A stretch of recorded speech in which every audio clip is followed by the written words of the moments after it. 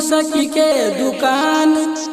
पियले बहुगे जान सुबह शाम खोल ले छौरी रमा बिस्की के दुकान रमा बिस्की के दुकान पियले बहुगे जान सुबह शाम खोल ले छौरी रमा बिस्की के दुकान रमा बिस्की के दुकान पियले बहुगे जान सुबह शाम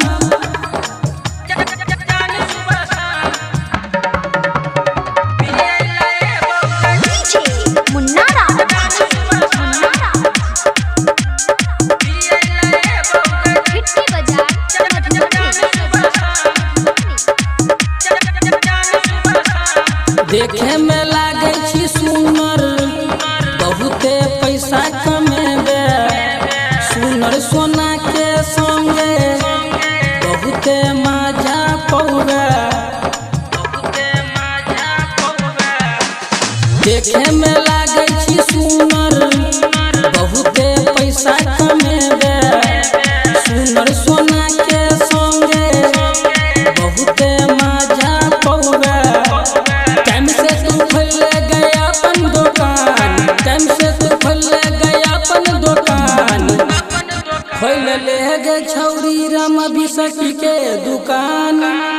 पियले बहुगे जान सुबह शाम खोल ले गे छौरी रमा बिस्की के दुकान रमा बिस्की के दुकान पियले बहुगे जान सुबह शाम खोल ले गे छौरी रमा बिस्की के दुकान रमा बिस्की के दुकान पियले बहुगे जान सुबह शाम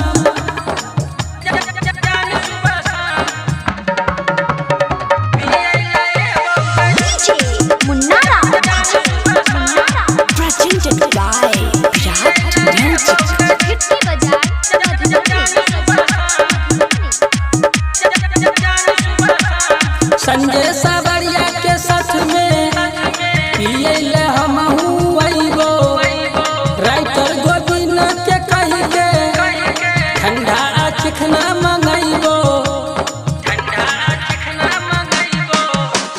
संजय सावरिया के साथ में पियले हमहू अइबो राइटर गोविंद के कहि के ठंडा चिखना मंगैबो डीजे रीत सवार रहतौ गे शान खोल ले गे छौरी रमा बिसकी के दुकान पियले बहुगे जान सुबह